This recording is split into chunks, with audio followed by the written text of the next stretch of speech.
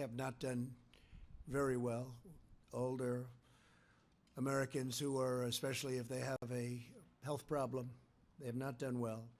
We must take all precautions and be responsible for the actions that we take and that we see other people take. We want to prevent the spread and transmission of the disease. It's incredible what's happening with the sporting world, where so many of the great sports that we've gotten so used to at this time of the year, they're not going to be meeting, and they've done a great service, actually, but that would be another way that it could be, problems could be caused. But this is why I outlined on Wednesday night my administration's the fact that we've issued a requirement suspending all medically unnecessary visits to various places, but in particular nursing homes.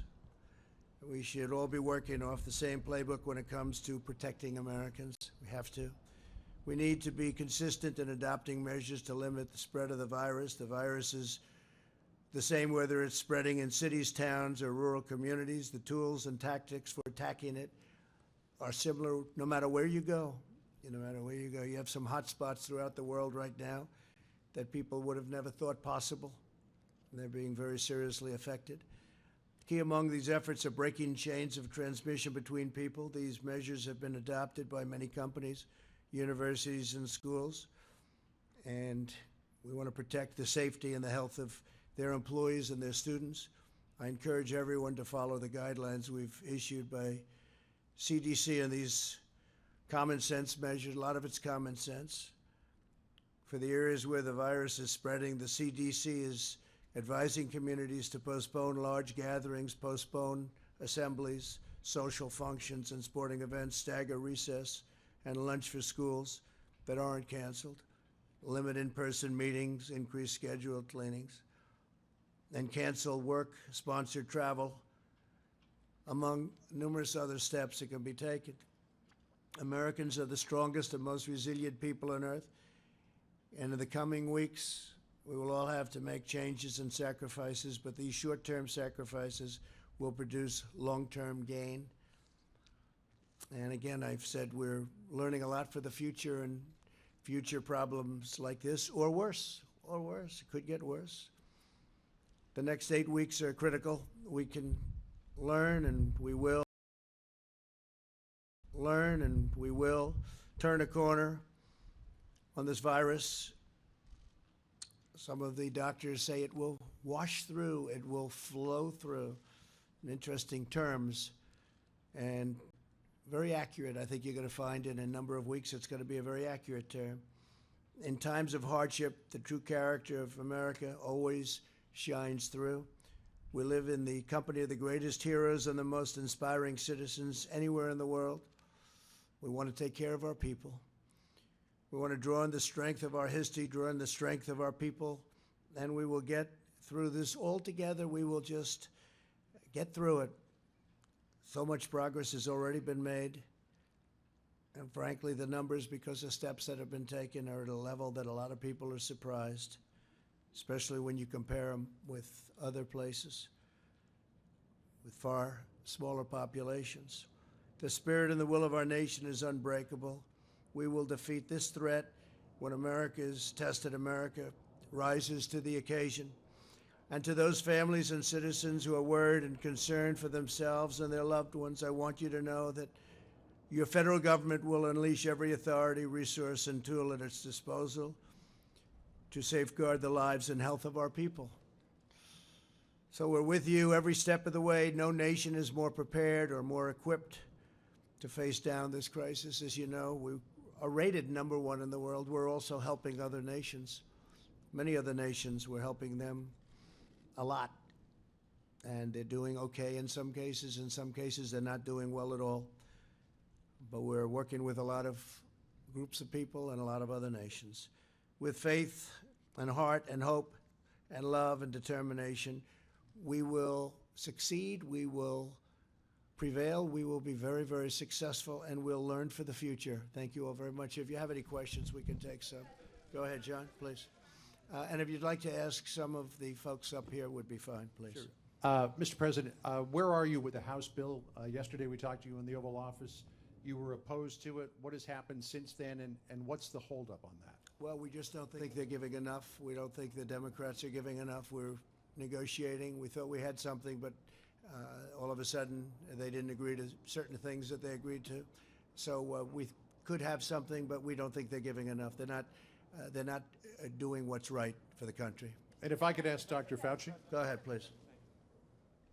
Thank you, Mr. President. You just mentioned waiving interest for student loans. Yeah. You talked about buying oil from the SPR or adding to the SPR. What other specific targeted measures is your administration thinking about taking? The Treasury Secretary Steve Mnuchin said today that you're just in the second inning of things that you might be undergoing. That's true, and we are looking at many different things, as you know. You know some of them. They've been written about very widely, but we're going to be releasing a paper in about 2 hours stating quite a few other steps, very important ones. Please, go ahead. What, sir, if you wouldn't mind?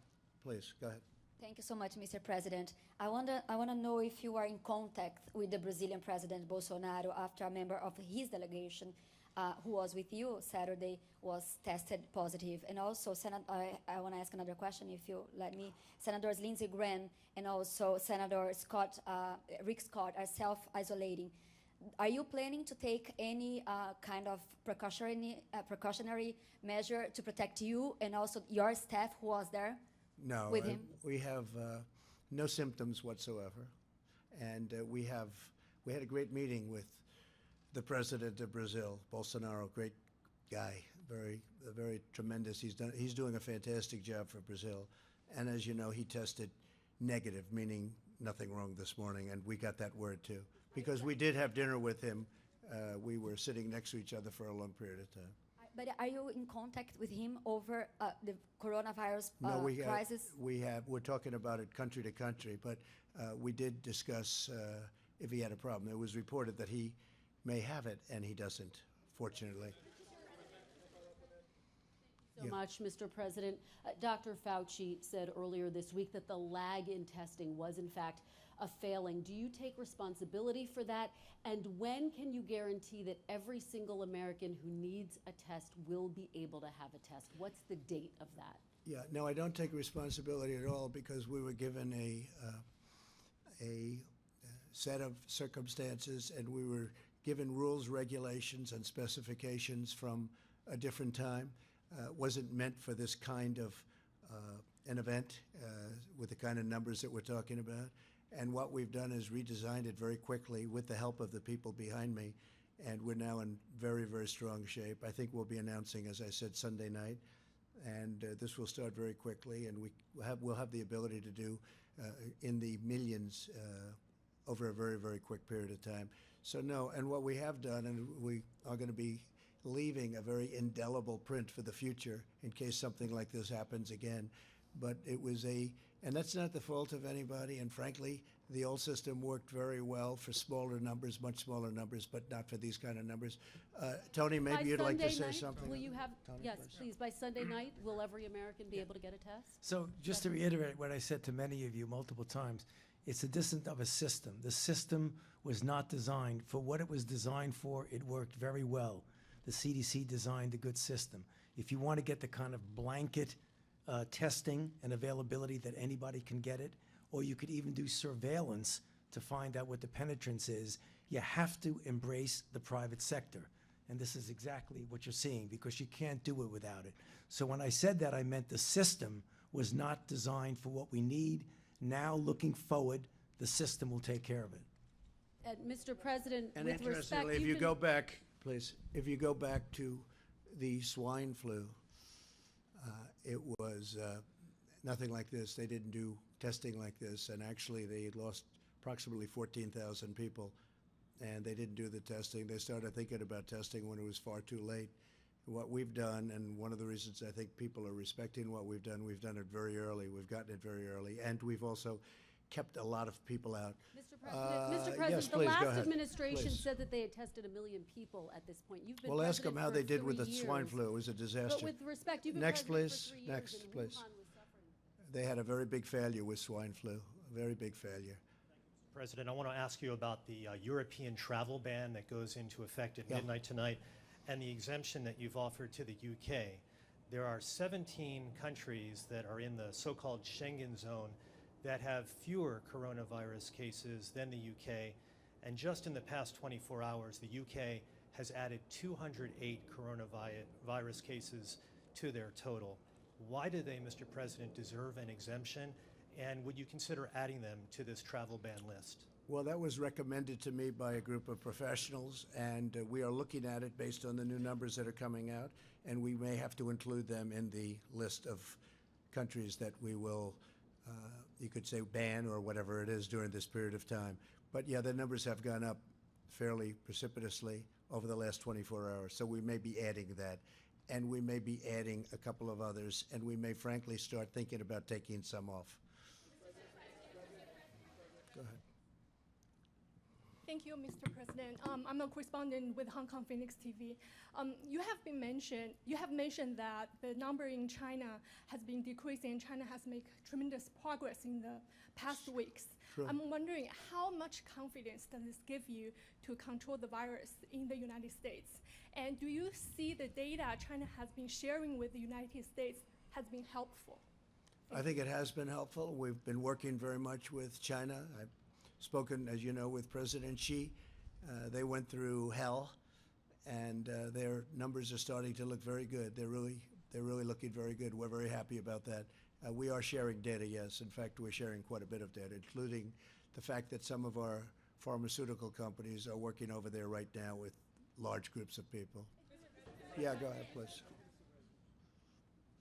Thank you, Mr. President. You spoke with Canadian Prime Minister Trudeau yesterday. Yes, did you discuss the potential closing of the border between Canada and the U.S.? And by extension, are you considering ways to salvage the $2 billion daily trade between the two countries? So we didn't discuss the border. We've had a very good relationship, just about finished with the USMCA, as you know. He called me to tell me that. I think that was the primary reason for the call. At the time, his wife had not been diagnosed, and she's a lovely lady, wonderful lady, great lady. And since then, I've read that the result was that she has it. And I was a little surprised.